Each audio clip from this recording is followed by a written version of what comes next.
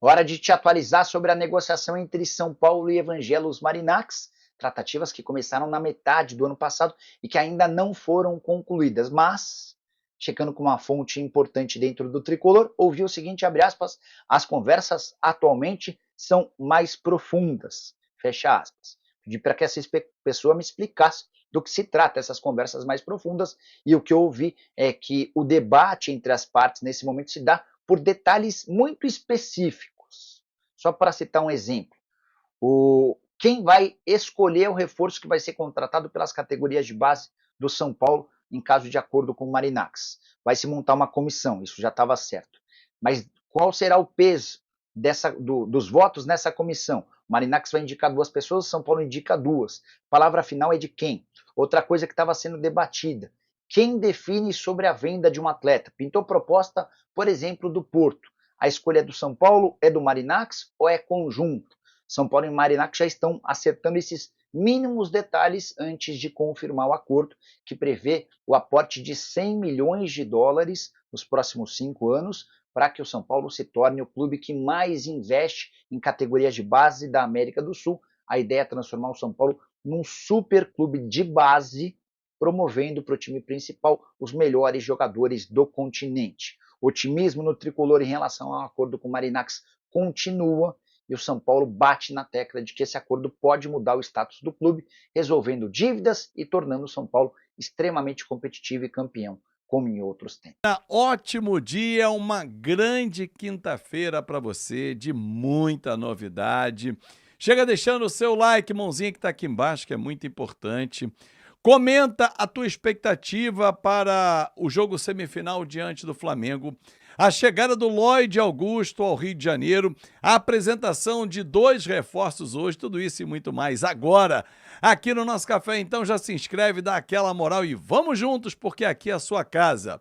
Bom, eu não sei que hora você está assistindo o nosso café, se for logo cedo, o Lloyd Augusto chegou ao Rio de Janeiro 6h30 da manhã, né? Está já entre nós, já está chegando e tal. Enfim, o novo reforço do Vasco está no Rio de Janeiro, completou 25 anos ontem, vai assinar contrato com duração de 3 anos e o Vasco corre contra o tempo hoje para inscrevê-lo, porque hoje é o prazo final. Garré está inscrito, Nuno Moreira também e hoje o Lloyd Augusto. Se pintar alguma negociação envolvendo o Brian Palacios, da mesma forma. Mas a expectativa é que os 3 estejam à disposição do técnico Fábio Carille para o difícil jogo, sábado, 5h45 da tarde. Atenção, torcedor, depois de indas e vindas, de discussões, 5h45 da tarde, no estádio Newton Santos, 50% para cada lado, como prevê o regulamento, não teve nenhum acordo, prevê o regulamento, e o BEP, né, que é o Batalhão Especial de Policiamento em Estádios, num bom senso, liberou os setores norte e sul, ou seja, a capacidade total do estádio Newton Santos, 45 mil ingressos à venda, 22.500 para o Vasco, 22.500 para o Flamengo. Jogo importante, jogo difícil, o lado de lá está cheio de desfalques, Danilo não joga, Ayrton Lucas, Michael, Cebolinha, Luiz Araújo, está todo mundo fora. Vários desfalques importantes. O Vasco tem que saber se aproveitar. Ter levado o jogo para o Newton Santos tem alguns componentes. E eles eu já debati ontem no nosso Na Conta KTO.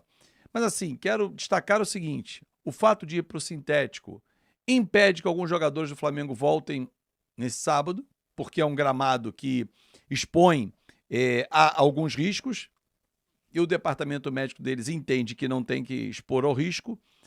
O Vasco, por sua vez, não sabe se terá o Tietê, a tendência é que não. Com a lesão no ligamento, ele está fazendo do joelho, ele está fazendo tratamento durante a semana, mas também não há por que correr o risco de botar o cara num gramado sintético, onde o risco sempre aumenta de lesões articulares. Então, o Tietê vai ficar de fora. A tendência é essa. O Paulinho suspenso está fora do jogo. Tendência de time, né? Léo Jardim, Paulo Henrique,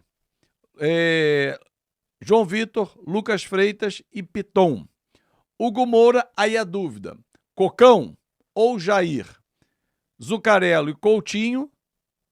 Quem na frente com o Verrete? Ryan? Essa é a tendência. Pô, o Nuno vai para o banco, o Garré vai para o banco.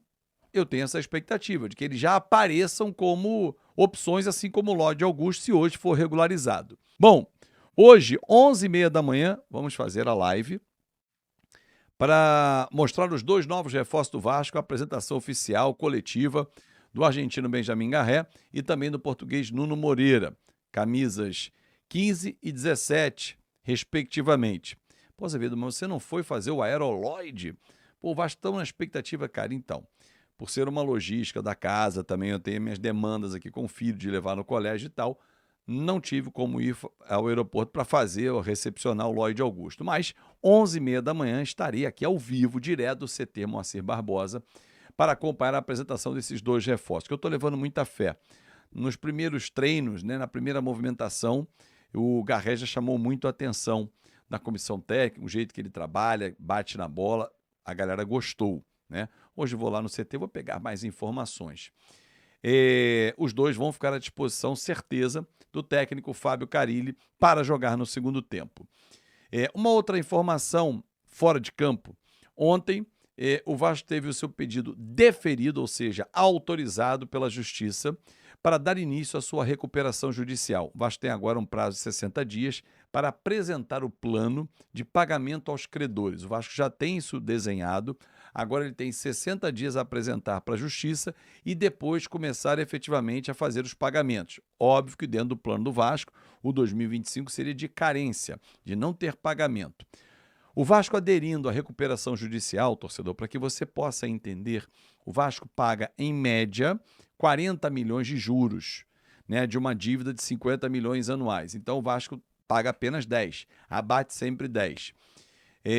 Se a gente parar para pensar, com o escalonamento proposto pelo Vasco da Gama para o pagamento das dívidas, esse valor vai cair drasticamente. A gente está falando de 12%, 13% ao mês, mudando já para 6%, 7%, dependendo, ao ano. É muita diferença, é muita diferença. E detalhe, durante esses 60 dias corridos que o Vasco tem não são úteis para apresentar um plano de pagamento, não pode haver nenhuma penhora, nenhum bloqueio, nada. Ou seja, as contas do Vasco estão limpas para poder tocar o dia a dia e o Vasco com a obrigação de manter a sua folha em dia. Aliás, no despacho da juíza também ficou muito claro que por que o Vasco pediu a recuperação judicial, porque a 777 Carioca, né, que é a empresa que a 777 abriu no Rio de Janeiro, deixou de cumprir com as suas obrigações, mesmo quando estava no contrato vigente, comandando as ações, não o fez. Deixou pagamentos pelo caminho. O Vasco, inclusive, mostrou à Justiça que não consegue hoje apresentar os seus balanços porque o litígio foi formado e não houve uma transição pacífica, né? Aliás, muita gente cobra, o Vasco não apresenta balanços trimestrais, tem que apresentar o anual, né? Até 30 de abril vai ter que apresentar o anual da SAF, né? Como a SAF fez ano passado, o Vasco tem que apresentar nesse ano. Mas os balancetes, os trimestrais, o Vasco diz que não consegue porque não tem as informações completas, pois não houve a transição pacífica e não tem nenhuma transição mais para acontecer. A guerra está declarada, cada um está de um lado buscando o seu interesse. O do Vasco é sempre maior de todos. É isso, torcedor. É isso aí, então, o torcedor vascaíno Marinax, né? Provavelmente aí vai fechar mesmo com o São Paulo e não fechará com o Vasco. O Nuno Moreira e o Garré se apresentaram aí, né, aos torcedores, já estão prontos para se apresentar aos torcedores, né? Ser oficializado aí como reforço do Vasco, apesar de já terem chegado já há alguns dias e serem os reforços do Vasco da Gama. E agora aí é o Lloyd Augusto, né? Desembarcou no Rio de Janeiro hoje cedo pela manhã para assinar com o Vasco da Gama. O Vasco está correndo contra o tempo para inscrever o atleta a tempo para ele poder jogar esta partida da semifinal contra o Flamengo. Mas acredito que o técnico Fábio Carille não deve utilizar o atleta já nessa primeira partida, ou que se utilizar ele vai entrar no segundo tempo. Deixe sua opinião nos comentários, não esqueça de deixar like no vídeo, se inscrever no canal e ativar o sininho de notificações.